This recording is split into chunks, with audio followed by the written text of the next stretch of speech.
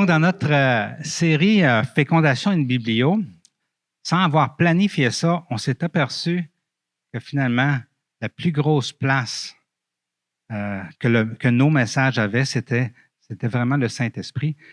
Et c'est normal, c'est lui l'auteur de la vie, c'est lui qui donne la vie, c'est lui qui guérit, c'est lui qui tasse ce qui est mort et c'est lui qui fait reprendre vie à ce qui est mort même, qui restaure, qui guérit, qui délivre. C'est l'œuvre du Saint-Esprit. Alors aujourd'hui, j'avais à cœur d'aller un peu plus profond parce qu'on a parlé beaucoup de comment le Saint-Esprit produit la vie, mais alors qu'on a introduit avec que c'est notre intimité avec le Saint-Esprit qui va produire cette vie-là, on n'a pas approfondi c'était quoi avoir une intimité avec le Saint-Esprit. Et pendant mes vacances, j'ai lu un livre qui vient de sortir, un livre d'Alain Caron. C'est un pasteur de Gatineau qui est venu ici faire une conférence il y a 2 ans.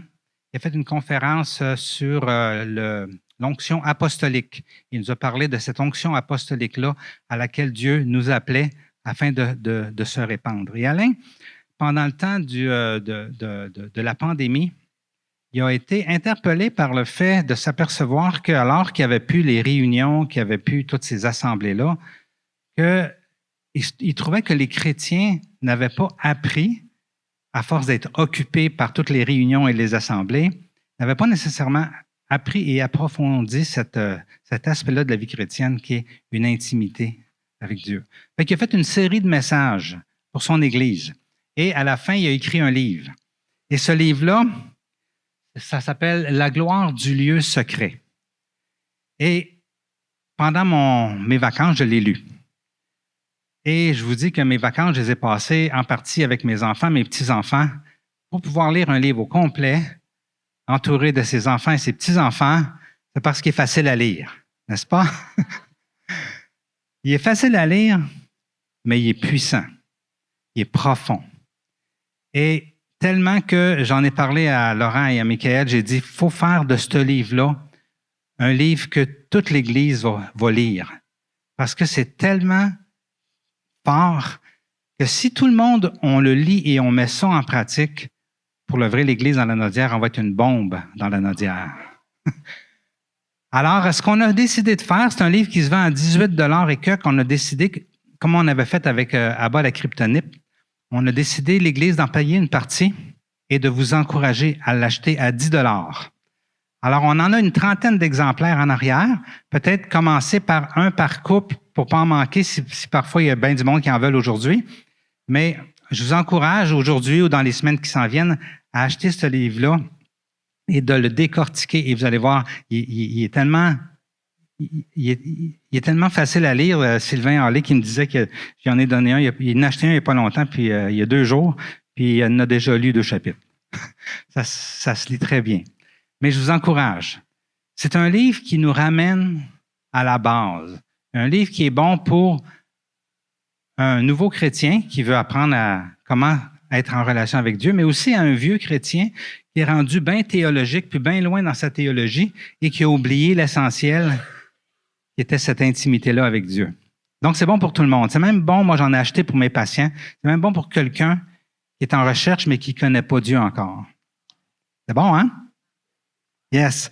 Fait que on vous encourage de vous abreuver de ce message-là que Alain nous apporte. Et ce matin, mon message est basé sur ce que j'ai reçu dans ce livre-là. C'est bon?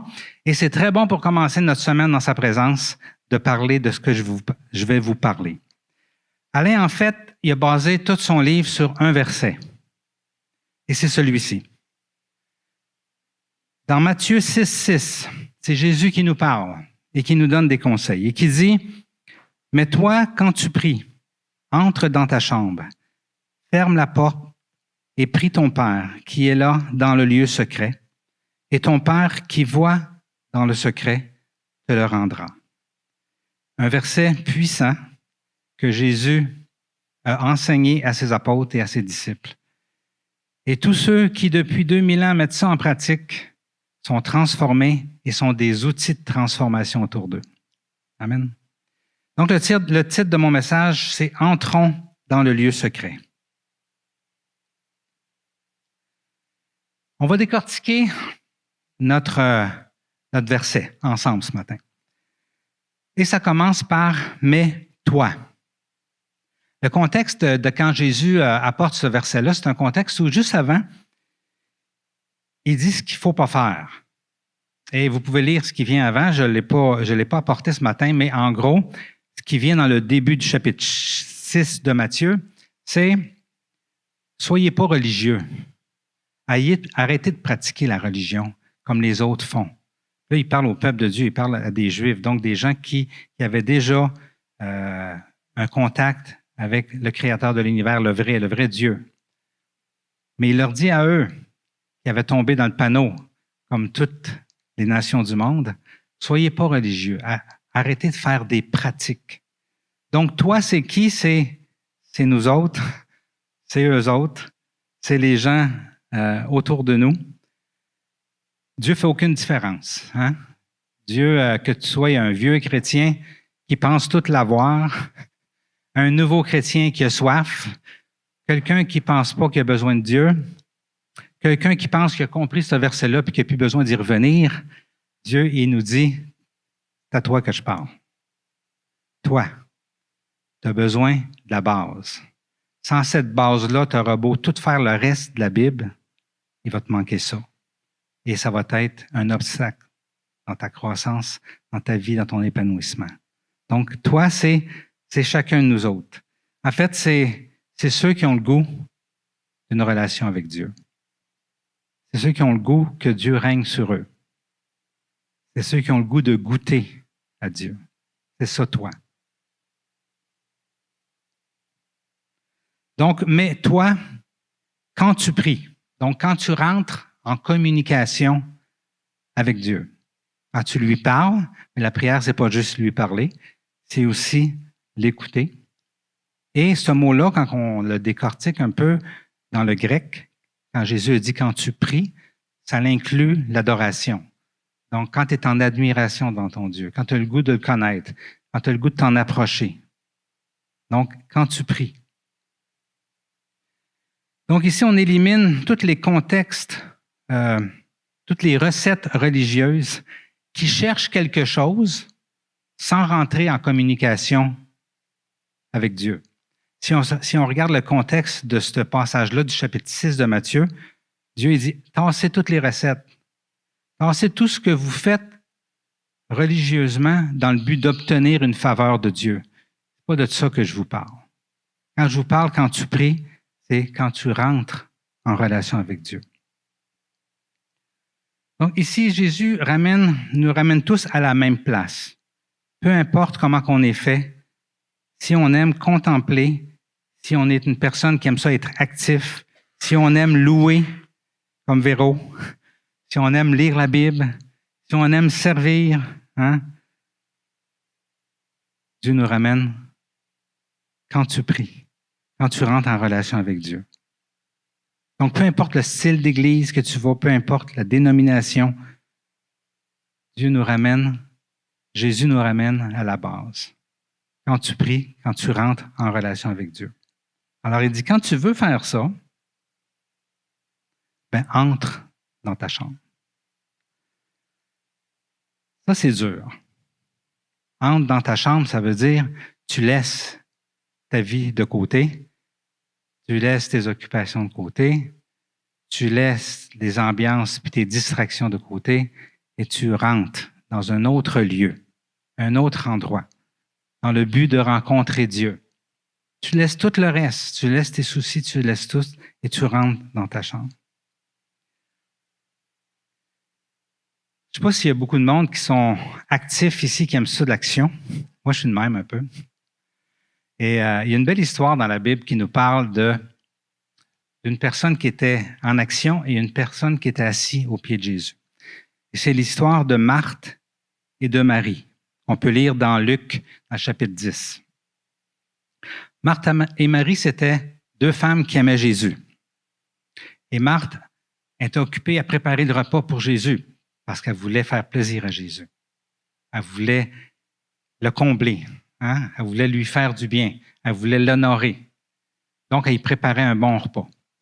Puis Marie, elle, la paresseuse, aux yeux de Marthe en tout cas, elle était assise et elle écoutait Jésus.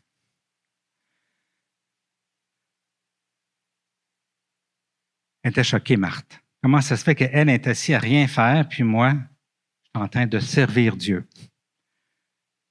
Il y a des actifs, hein, des gens qui sont actifs, qui ont de la difficulté à rentrer dans la chambre parce qu'ils sont trop occupés. Ils font beaucoup de choses, mais souvent, plein de choses qu'ils font, à cause qu'ils ne rentrent jamais dans la chambre, sont des choses qui ne mènent pas à nulle part. Des choses qui ne portent pas de fruits. Hein? Ils s'occupent, ils sont occupés, puis ils ont l'impression d'être occupés. Mais c'est des œuvres qui sont inutiles, qu'ils font souvent. Pourquoi? Parce qu'ils ne sont pas rentrés dans la chambre. Il y a aussi les inactifs, les contemplatifs, qui, eux, entrent dans la chambre et sortent jamais de la chambre. Ils passent leur vie dans la chambre. Je ne sais pas si vous avez remarqué, mais ici, ce n'est pas écrit « Reste dans ta chambre ». C'est pas ça qui est écrit. C'est écrit « Entre dans la chambre ». Mais ça sous-entend que tu vas ressortir à un moment donné, n'est-ce pas? Jésus, il dit « Entre dans la chambre ». Et dans sa tête, bien entendu, il sait que c'est pour en ressortir à un moment donné. Jésus entrait souvent dans la chambre, où il y avait un temps avec Dieu, par l'Esprit Saint, mais il se levait et il retournait faire les œuvres que Dieu l'appelait à faire.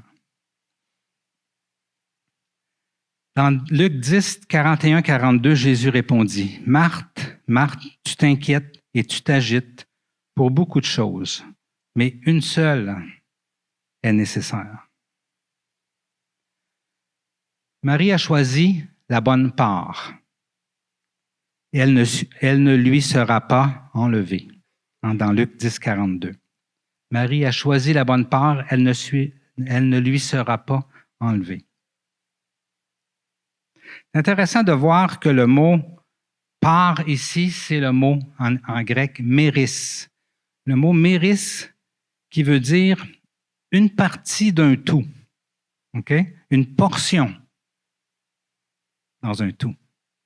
Donc, Jésus est en train de parler d'une portion de notre vie, pas toute notre vie. C'est pour ça qu'il ne faut pas juste rester dans la chambre. Mais il dit cette portion-là, c'est la bonne que Marie a choisie. Donc, qu'est-ce qu'il est en train de dire? Marie, elle a mis ses priorités à la bonne place. Il y a un temps pour agir, il y a un temps pour rentrer dans la chambre et être en communion avec Dieu. En fait, Dieu veut faire de nous des Maries et des Marthes mélangées.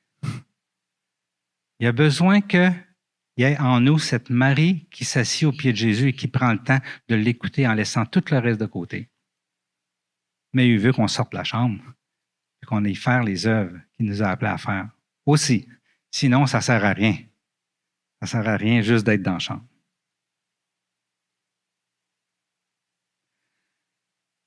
Jésus dit dans Jean 14, 12, « En vérité, je vous le dis, celui qui croit en moi fera aussi les œuvres que je fais. » Les œuvres que Jésus fait, ce n'est pas dans la chambre.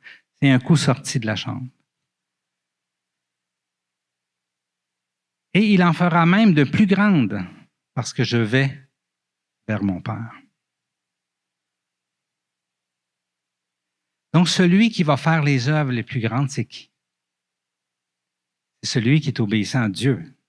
Mais c'est premièrement celui qui croit non seulement que Jésus existe, mais qui croit Jésus. Quand il nous dit, entre dans ta chambre. Ça, c'est la première priorité de ta vie chrétienne. Entre dans ta chambre et prends un temps avec Dieu.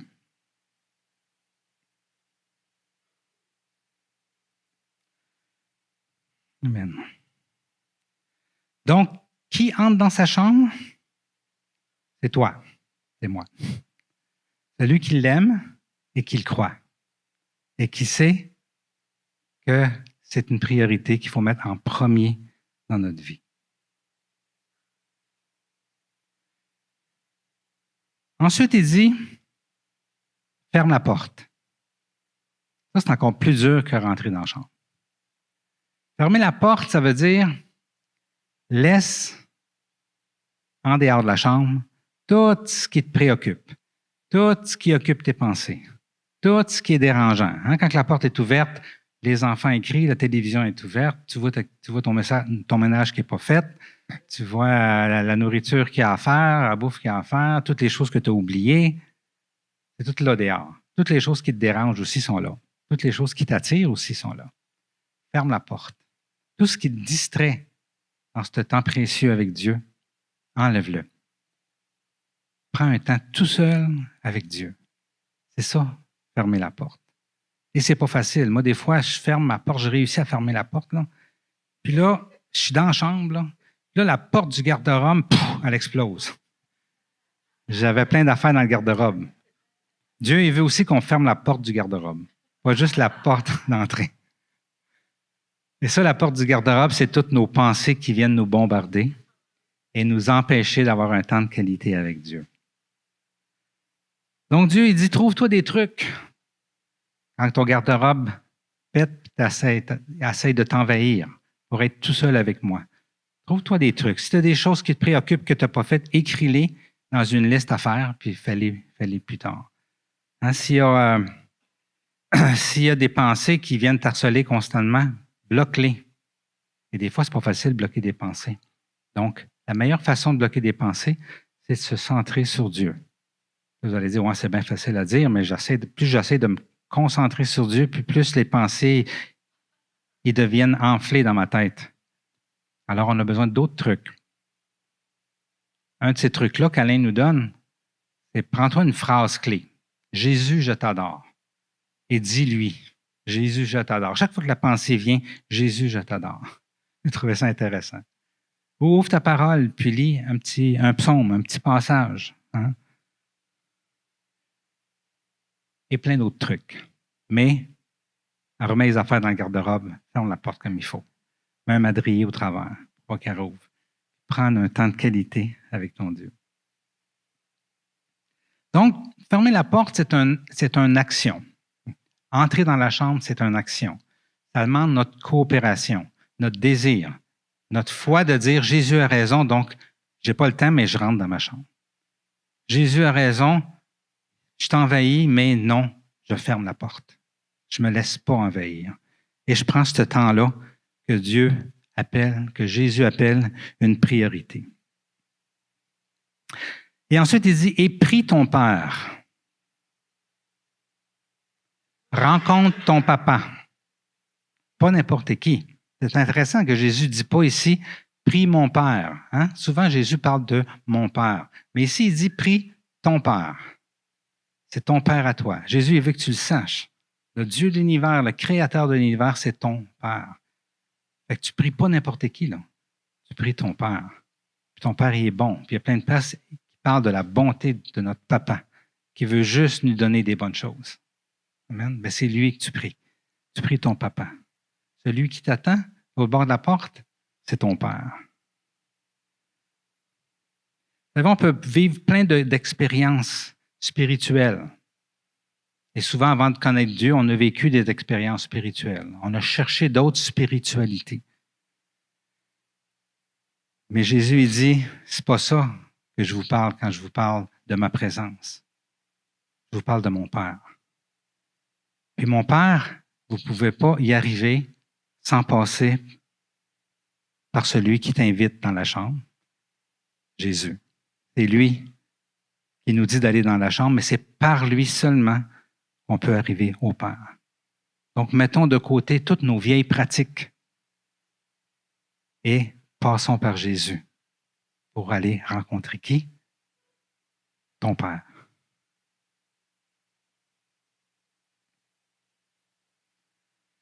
Moi, j'ai longtemps cherché Dieu dans ma vie et j'ai vécu des expériences spirituelles, des pseudo-expériences spirituelles, je devrais dire, mais sans vraiment le trouver. J'essayais de passer par un autre chemin. C'est intéressant que la première fois que j'ai vraiment ouvert la porte à Jésus, alors que ça faisait des années que je cherchais Dieu par d'autres chemins que par Jésus. Mais j'étais dans ma chambre, puis ma porte était fermée. Et pour la première fois, j'ai accepté que le chemin, c'était Jésus. Et pour la première fois, j'ai senti la présence de Dieu dans ma vie. J'avais senti plein d'autres affaires, mais ce n'était pas l'Esprit Saint. Ce n'était pas le Père. C'était d'autres choses. Là, je sentais le vrai stuff. Tellement plus puissant que tout ce que j'avais senti. Amen.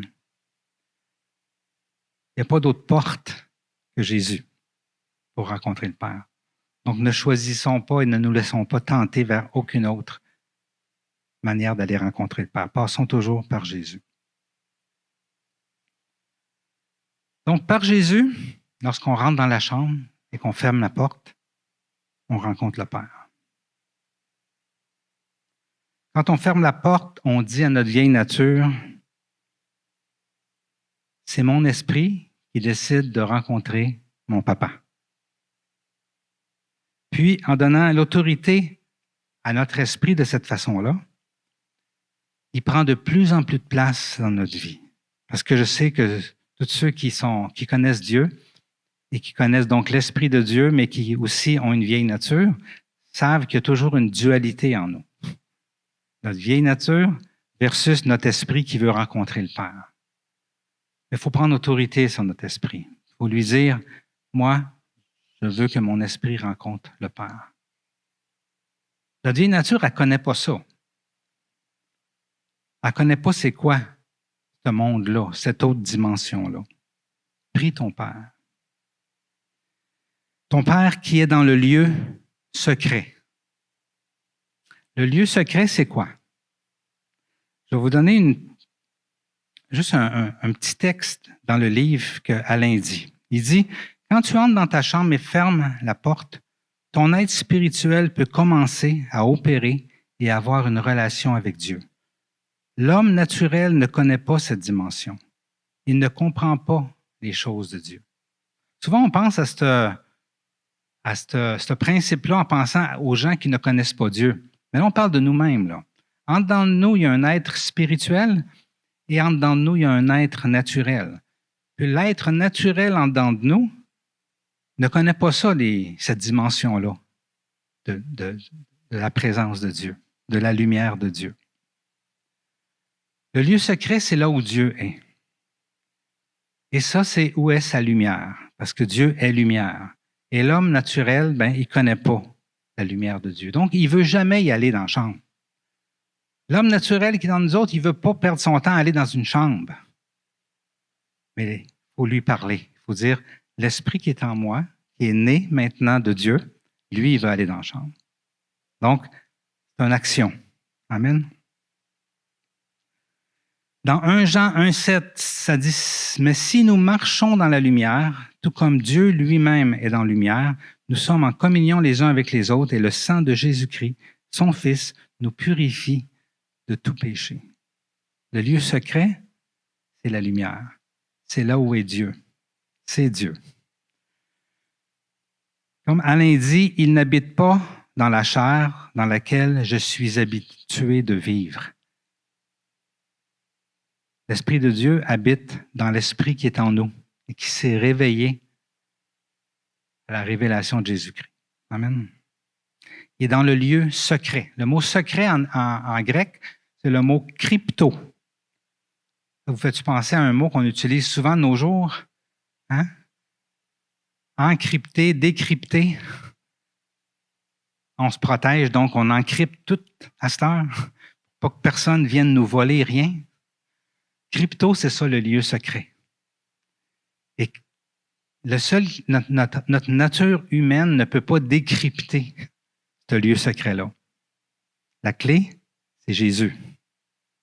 Et Jésus, lui, nous donne le code pour décrypter et pour pouvoir connaître cette nouvelle dimension qui est la lumière de Dieu. Et c'est à ça que Jésus invite lorsqu'il dit « Rentre dans ta chambre, ferme la porte, rencontre ton Père » qui est où? Dans la lumière, dans le lieu secret, dans le lieu encrypté que le monde ne peut pas connaître. Seuls ceux qui ont accepté Jésus dans leur cœur peuvent le connaître.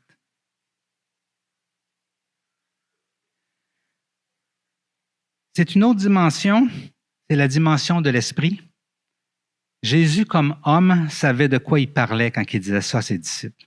Parce que lui, il vivait ces moments-là dans la lumière. Il y avait beaucoup de temps qu'il allait avec son Père. Il passait des fois une nuit complète juste dans la chambre secrète, dans le secret de la lumière de son Père. On le voit sur le mont de la transfiguration, ce qui est arrivé. Hein?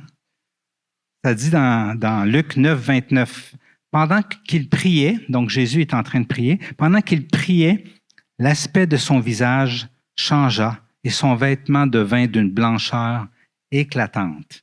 Dans un autre évangile, ça dit « Son visage devient brillant comme le soleil ». Pourquoi? Parce qu'il était en contact avec le Père, avec la lumière, l'Esprit qui nous remplit de lumière. Donc, le lieu secret, c'est la lumière et on la rencontre dans la chambre lorsqu'on ferme la porte. Peut-être qu'il y en a qui disent « Ah, j'ai souvent essayé, mais ça ne marche pas. Je trouve ça plate. Il n'y a rien qui se passe. » Dieu est fidèle. Il ne laissera pas tes efforts en vain. C'est vrai que des fois, il faut retourner dans la chambre souvent. Hein? Souvent, c'est les obstacles. Le garde-robe, on n'a pas réussi à mettre le madrier devant pour pas qu'il pète dans notre face. Mais Dieu, quand il nous voit agir, quand il nous voit rentrer dans la chambre, fermer la porte, faire des efforts du moins, lui est fidèle. Il nous suit pas à pas et il attend juste le bon moment pour se révéler à nous autres. Donc, lâchez pas. Moi, je vous le dis, Dieu est fidèle 100% du temps. Donc, c'est sûr que vous allez vivre sa présence, que vous allez vivre cette dimension, que vous allez vivre sa lumière dans le lieu secret.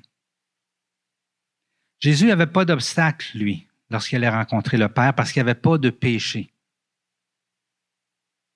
Mais il devait, même s'il n'y avait pas d'obstacle, quand même, rentrer dans la chambre et fermer la porte.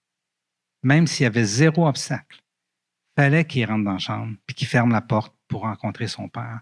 Si Jésus avait besoin de le faire, combien plus nous autres? Et la bonne nouvelle, c'est que nous non plus, on n'a pas d'obstacle. Parce que Jésus a payé pour nos péchés. Il a enlevé les obstacles.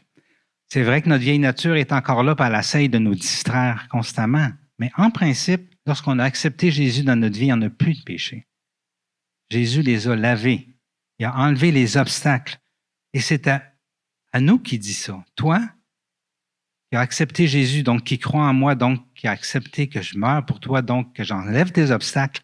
Maintenant que tu n'as plus d'obstacles, rentre dans la chambre, ferme la porte, rencontre ton Père dans le lieu secret. Dans Hébreux 10, 19, ça dit « Ainsi, frères et sœurs, nous avons par le sang de Jésus l'assurance d'un libre accès dans le sanctuaire. » Nous avons l'assurance, ça c'est sûr, d'un libre accès dans le sanctuaire. Et le sanctuaire, c'est le sanctuaire de sa présence. C'est ce sanctuaire qui, pendant 2000 ans ou 1500 ans entre Moïse et Jésus, que certains prêtres choisis pouvaient, avec le sacrifice d'animaux, se présenter sans mourir et connaître cette présence-là de Dieu. C'est ça le sanctuaire auquel Dieu nous invite. Mais Jésus, lui, est le sang qui a coulé pour nous et qui nous permet de rentrer dans le sanctuaire. Dans Hébreux 9, 12, ça dit « Et il est entré une fois pour toutes dans le lieu saint. » Le lieu saint, c'est le mot « agion ». Je sais que je le prononce très mal. Mais c'est le lieu très saint, c'est ce lieu-là de sa présence. Okay? Non pas avec le sang des boucs, de jeunes taureaux, mais avec son propre sang. Il nous a ainsi obtenu un rachat éternel. Vous savez, lorsque Jésus est mort pour nous, il n'est pas juste mort pour nos péchés. Il nous a aussi donné un accès à la présence de son Père. Mais comme Jésus, pour être imprégné de cette lumière-là, il faut, nous aussi, prendre le temps de laisser tout de côté, rentrer dans la chambre, fermer la porte et vraiment le rencontrer. Et ton Père qui voit dans le secret, dans cette chambre où Dieu habite, où il n'y a plus de distraction, dans ce lieu qu'on a accès, Dieu voit. Il voit le secret de notre cœur. Il voit les aspirations de notre cœur. Il voit même ce qu'on ne voit pas. Parce qu'il est dans le lieu secret. Il est dans la lumière, dans cette dimension-là différente.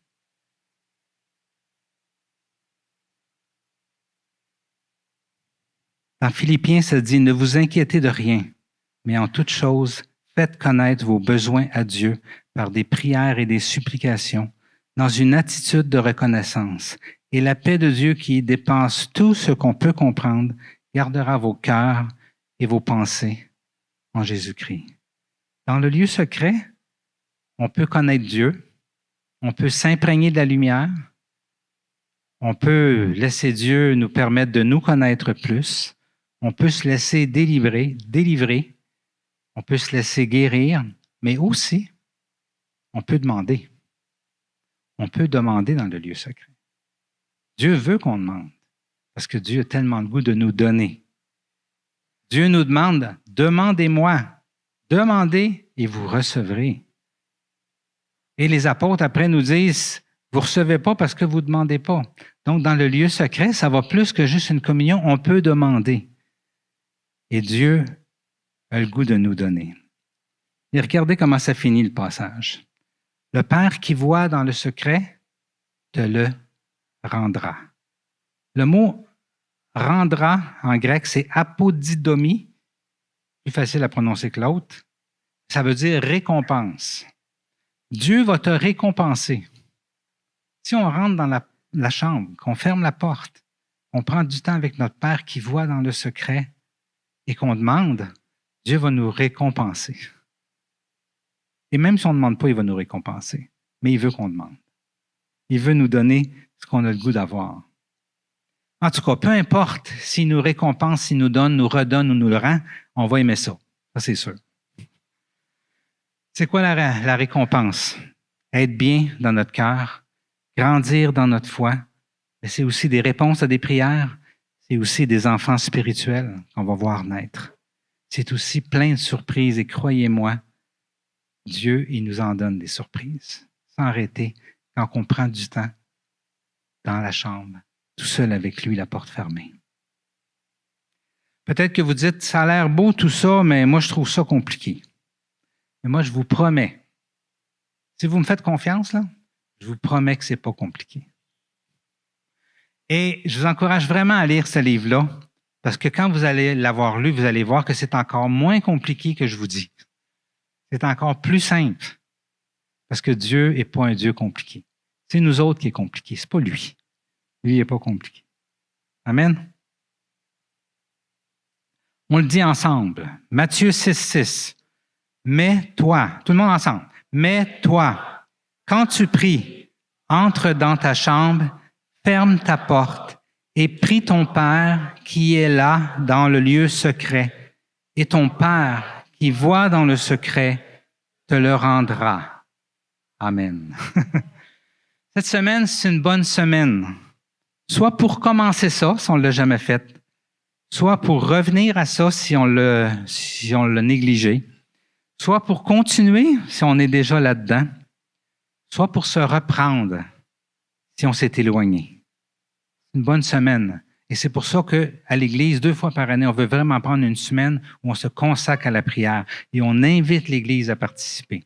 Et je vous invite vraiment, venez au moins une fois durant la semaine. Je sais, vous pouvez dire, je vais le faire chez nous. Ici, il y a une onction spéciale. Pourquoi? Parce qu'il y a de la prière. Là où il y a de la prière, il y a une onction spéciale.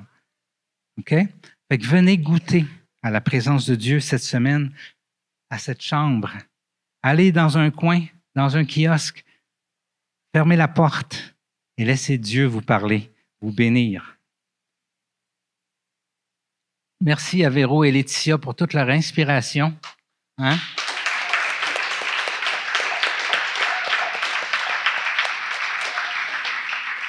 Merci à... C'est des femmes de prière. Hein? Ils cherchent Dieu pour pouvoir faire tout ce qu'ils ont fait là. Fait que ça, c'est toutes des choses faites par le Saint-Esprit.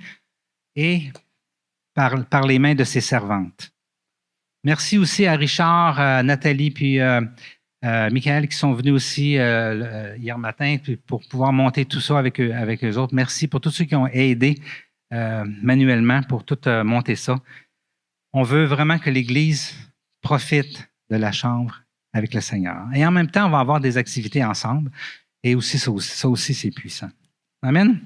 Je vais inviter les musiciens à venir et on va prendre un temps en sa présence corporatif. Donc là, on est tous dans la chambre. OK? Mais ça ne nous soustrait pas à ce que Jésus nous dit de rentrer aussi tout seul dans la chambre. OK? C'est bon d'être ensemble, mais Dieu nous appelle, et c'est ça mon message aujourd'hui, d'entrer tout seul avec lui. Amen? Je vous laisse avec, pendant que les musiciens s'installent, avec ce psaume-là. Ça dit « Celui qui habite sous l'habit du Très-Haut repose à l'ombre du Tout-Puissant. » Celui qui habite sous l'abri du Très-Haut. Lorsqu'on rentre dans la chambre, qu'on ferme la porte, on est sous l'abri du Très-Haut. Et quand on sort de la chambre, son abri nous suit. Amen.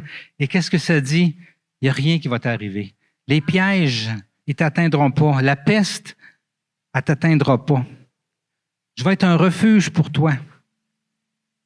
Ça dit, tu n'auras pas peur de la peste. Tu n'auras pas peur de la pandémie. Tu n'auras pas peur des complotistes. Tu n'auras pas peur de tout ce qui se dit. Tu n'auras pas peur des vaccins non plus. Tu n'auras pas peur de rien. Pourquoi? Parce que tu es sous l'abri du Très-Haut. Et ça finit le psaume, vous le lirez, le psaume 91, mais ça dit, et regardez le cœur de Dieu là-dedans qui nous invite dans sa chambre. Ça dit, puisqu'il est attaché à moi, je le délivrerai. Puisqu'il est attaché à moi, puisqu'il est venu dans la chambre, puis il a fermé la porte, là, je le délivrerai, je le protégerai. Puisqu'il connaît mon nom, il fera appel à moi et je lui répondrai.